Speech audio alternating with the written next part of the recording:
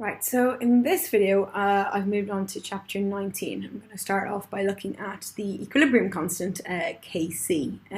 Because this is the first video I've done in equilibrium, I will give a little bit of background into equilibrium as well. So here I've got a chemical reaction. It's for the Haber process, where you react nitrogen and hydrogen and you form ammonia. And this symbol here tells me that this is a reversible reaction. And often with reversible reactions, they can end up in a state of equilibrium. And what I mean by that is they'll end up at a point where the forward reaction and the reverse reaction occur at the same time and at the same rate. This won't happen instantly. At the start, you've got nitrogen and hydrogen. You don't have any ammonia. And when you initially react nitrogen and hydrogen, only the forward reaction will take place. But when you start to build up some ammonia, it will then decompose to go back to the nitrogen and hydrogen. And as you allow the reaction to proceed, eventually you'll get to a point where the forward reaction and the reverse reaction occur at exactly the same time and at the same rate. Because they're occurring at the same rate, they are effectively cancelling each other out. And because they cancel each other out, even though the reaction is still occurring, the ratio between reactants and products does not change. Now, it is a common misconception to think that equilibrium occurs when you've got 50% reactants and 50% products. Okay, that's generally not the case, and it will depend on the reaction itself. But you can have any ratio of reactants to products when equilibrium is established. So, for example, you could get a state of equilibrium when you've got 30% reactants and 70% products. Or you could get a state of equilibrium when you've got 90% reactants and only 10% of the atoms present are there as products. So obviously, if you're trying to make ammonia, if that's your goal, it's quite frustrating when the reaction gets stuck at equilibrium when you've got mostly reactants and very few products. Ooh, thunder. And you've got very few products in your flask. So there are different things that you can do in order to drive the forward reaction. I'll come back to that in a later video. But what we're going to look at now is the equilibrium constant Kc. And if I want to calculate Kc, I can write myself an expression. And that is Kc equals the product. So in this case, it's NH3. And you raise it to the power of the number used to balance. So it's going to be raised to the power of 2. And then I'm going to have that over the reactants. So I've got N2 times by H2. And again, I raise to the power of what was used to balance. So there's no number in front of N2, so I don't need to write anything there. There's a 3 in front of H2, so I'll write a 3 there. And you can see here that I'm using square brackets, and that denotes concentration. So if I want to find Kc, I need the concentration of NH3 at equilibrium, the concentration of N2, the concentration of H2. I plug that into my equation and I find Kc. And what Kc tells me, if you plugged those numbers into the equation and Kc equaled exactly 1, that tells you that you have a 50-50 ratio between the reactants and products. So when equilibrium is reached, I've got exactly the same amount of reactants as I have products. If Kc ends up being greater than 1, then you have mostly products, okay? So ideally, that's what you want. If you're trying to make ammonia, if that's your desired product, then you want a Kc value that's greater than 1. You want most of the atoms present to be there on the product side.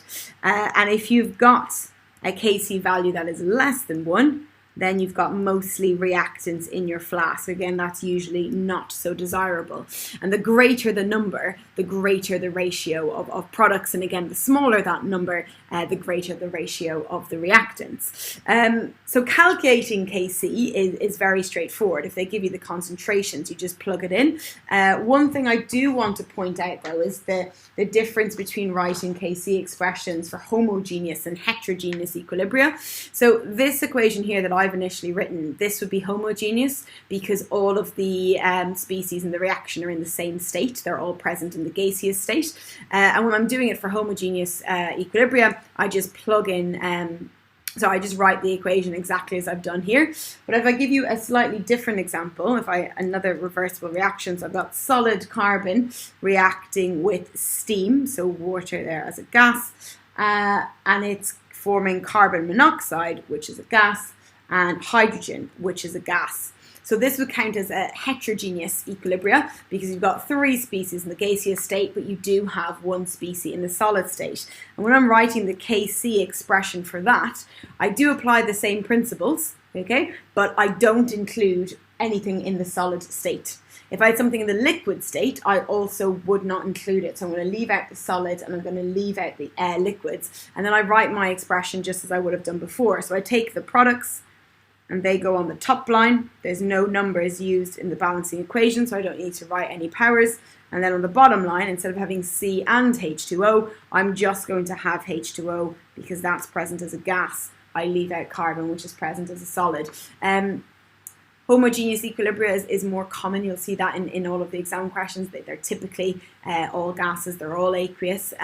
But be aware, if you do get something that's heterogeneous, you're supposed to leave out anything that's solid. You're also supposed to leave out anything that's liquid. But then once you have got your equation written, calculating Kc is very straightforward. So in this reaction that I've got here, I think I've got the numbers for it. Yeah, so if I go back to my first example here, oh no I don't, oh no I do. If I go back to my first example here, in the book they've just provided me some values and they tell me that the concentration of NH3 at equilibrium is 1.5 moles per decimeters cubed. So I plug in 1.5 and I'm squaring that. They tell me that the concentration of N2 at equilibrium is 18.6. And they tell me that H2 is 0.9 and that's cubed. And I work that out and I get a value for a Kc of 0.166. So in this case, my value for Kc is less than 1, and that means when equilibrium is reached, we're mostly on the reactants side. In chapter 10, when we looked at Kc expressions, that's essentially all you had to do. They gave you the concentrations, you fill them in, you calculate Kc. But in chapter 19, what they started to do was they told you how many moles you had present at equilibrium, but they didn't tell you the concentrations. Remember, square brackets means concentration. So moles, just filling the answers in for moles is not going to cut it. So I've got an example. Oh, sorry, it's very bright. I've got an example of a question here. And again, I've got my reversible reaction. Everything's in the gaseous phase, so I'll just be able to write my Kc expression as normal. But if you look at the numbers they've provided you, they're telling you how many moles that you've got present at equilibrium. They are not giving you the concentrations. And because our Kc expression uses concentrations, you're going to have to work out the concentrations of each of these things at equilibrium before you can calculate Kc. And to do this, we use what is called a Rice box. So, or ICE. So I'm going to write the equation that they've given me, which is 2NO plus O2 goes to 2NO2, and everything's in the gaseous phase. The R in Rice stands for ratio, so I use the big numbers in my balancing equation to fill in the ratio. The I stands for initial moles, and this will be the number of moles at the start of the reaction. Now, they tell me that I start with 1.60 moles of NO, and they tell me I start with 1.40 moles of O2. They don't tell me the initial moles for NO2, okay, but that's because you don't have any. At the start of the reaction, you're not going to have any product. So the initial moles of your product is always going to be 0. You're never going to have any at the start of the reaction. And then the other piece of information that they give me is that at equilibrium, I end up with 1.20 moles of NO2. So the C here in Rice stands for change. I'll come back to that in a second. The E stands for the number of moles of equilibrium. They haven't provided me with that information for NO or O2, but they have told me that at equilibrium, I've got this many moles of NO2. So if I know how many moles I started with, which is 0, and I know how many moles I end up with at equilibrium, I'm able to calculate the change. And for your product, you're always going to have a positive change. You're always going to start with nothing, and you're going to form some of the product at equilibrium, so it's always going to be plus. If I'm going from 0 to 1.20, then it must be plus 1.20. So that's my change for my product NO2. I then need to work out how things are changing for my two reactants. And to do this, I'm going to be using my ratio, okay? So these two lines here, the ratio and the change, they have to match up. So the values you have here for change have to be in the same ratio as what you've got in this top line. Because I have formed 1.20 moles of NO2, if I use my ratio between NO and NO2, I've got a 1:1, well, it's 2:2, but that's a 1:1 ratio, which means that if I'm forming 1.20 moles of NO2, I must have used up 1.20 of NO. So again, these numbers all have to be in exactly the same ratio. And if I look at the ratio between O2 and NO2, I've got half the amount of O2 as I have of the NO2. So again, applying that ratio, I should have 0.60. So this line, these three numbers are exactly the same ratio as what I've got in my top line. And then this time when I'm putting in my signs, I said here this is positive because I'm making NO2 and I end up with more NO2 at equilibrium than I started with.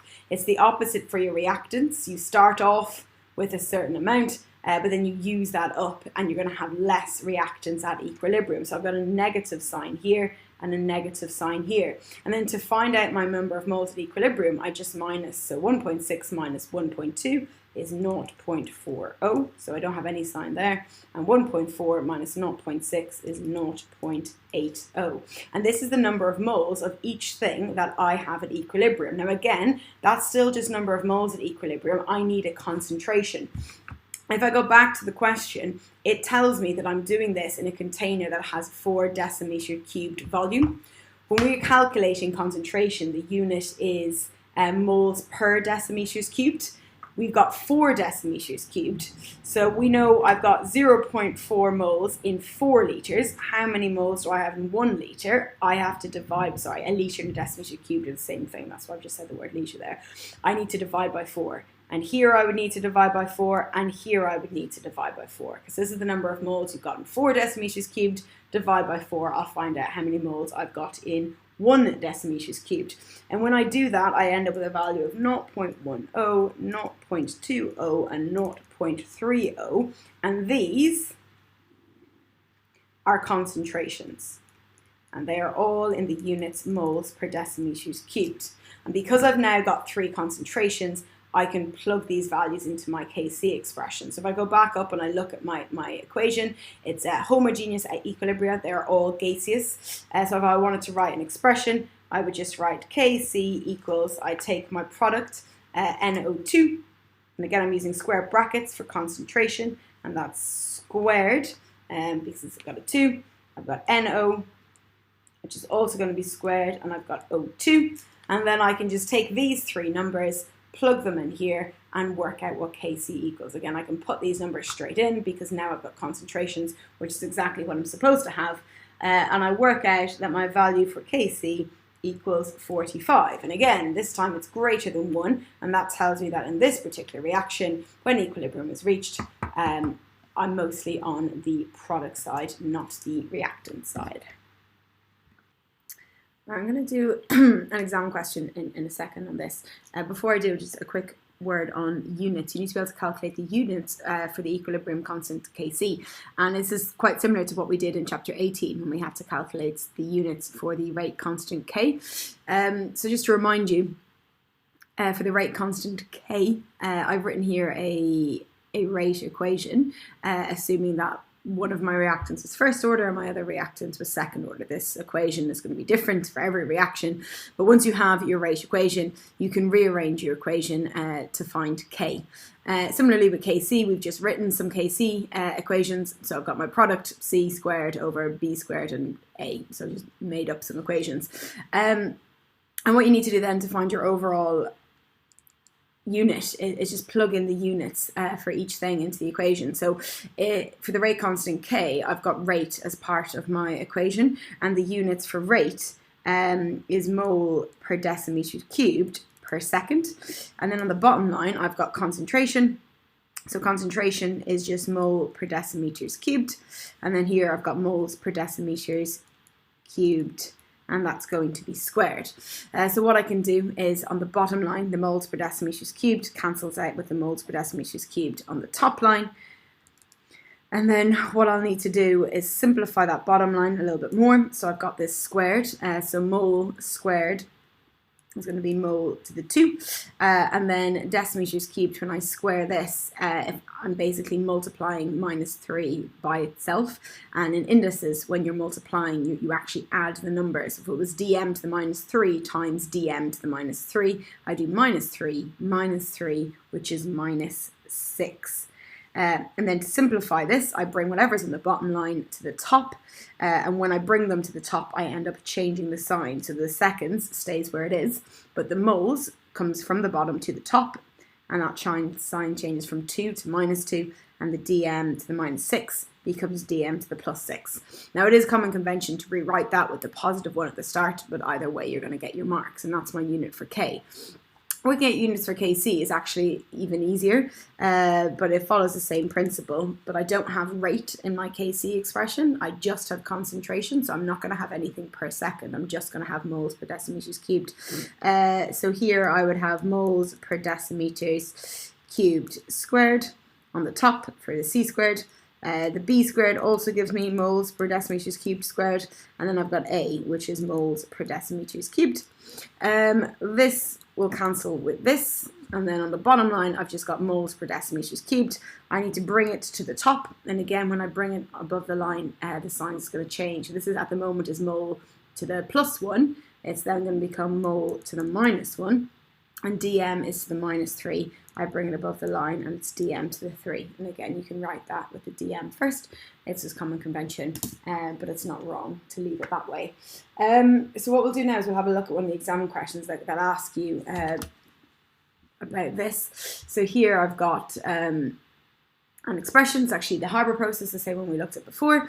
And they've given you some information and they've asked you to calculate KC. They want you to show all your working and they want you to calculate the units, and you get 6 marks for being able to do this.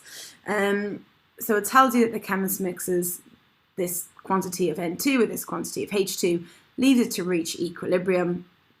It tells you the total volume of the container, and it tells you how much NH3 has formed. If you're asking you to calculate KC, you're first going to need to calculate the concentrations at equilibrium. Again, just like what we saw in the example, they've given you the moles. They have not given you values of concentration. So what you're going to need to do is draw out a rice box to calculate those concentrations and then plug them into your KC expression. So I'm going to write out rice. The OR stands for ratio. So if I look at my expression, I've got 1 is to 3 is to 2. So that's for the N2, that's for the H2, and that's for the NH3, and that's just the ratio. If I look at the initial moles, it tells me how many moles of N2 I start with. I'm starting with 0.80. It tells me how many hydrogen I'm starting with, 2.40. And again, at the beginning of a reaction, the initial moles of your product is always going to be 0. You're not going to have any of it at the start. It then tells you that at equilibrium, you get 0.36 moles of NH3. So I'm going to fill this in here for E. And I know that my change for the product is always going to be positive. I'm starting with nothing. I end up with 0.36. So my change is plus 0.36. And then again here, when I'm filling in the rest of my change, the numbers on my change line has to match the ratio line that I've got on the top. So the first thing I'm going to do is I'm going to work out the number of moles of N2. And I can see between N2 and NH3, there's a 1:2 ratio. So if I have 3.6 here for the NH3, I'm going to need to have half that for the N2. And half of 3.6 is 1.8. So I'm going to fill that in there, 1.8 for the N2. And then I need to work out the moles of the H2. So what I could do is I could divide by 2 and multiply by 3 using the 2:3 ratio. But it's easier to just use the 1 and 3 ratio. So now that I know that I've got 1.8 of N2, I can see from the ratio that I need to have 3 times that for the H2. So it's going to be 1.8 times 3, and that gives me a value of 5.4, which can't be right. We're done. 3.6 divided by 2 is 1.8, and 1.8 times 3 is 5.4. How did I start like that? Hold on. Sorry. seem not done. This obviously shouldn't be plus 3.6. This should be plus 0.360. And then this should then be 0.180. Apologies. So when I do it correctly, it works out just fine. I times that number by 3 and I get 0.54 here. And as I said previously, the change for your product is always going to be positive because you're making the product. The change for your reactants is always going to be negative because they're being used up. So I'm going to have a minus here and I'm going to have a minus here. And then I'm going to calculate the number of moles at equilibrium. So I'm going to take what I started with, 0.8, and then minus the 180, and I end up with a value of 0.62 here. And then for the hydrogen, I'm going to have 1.86 here. So now I've calculated how many moles of each I have for equilibrium. But remember, for Kc, I need concentrations, and these are not concentrations, these are moles. So the next thing I need to do is work out my concentrations. Unit for concentration is mole per decimeters cubed.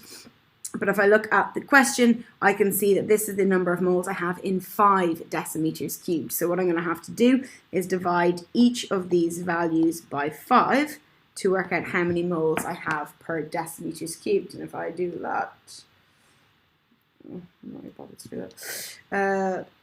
So I'll do that for each of these. 0.372. 0.072, and these values here, these represent my concentrations and they are in the right units, moles per decimeters cubed. So once I've got those values, I can then plug them into my Kc expression. So I haven't actually written myself a Kc expression yet, but that's very easily done. I take my product, which is the NH3,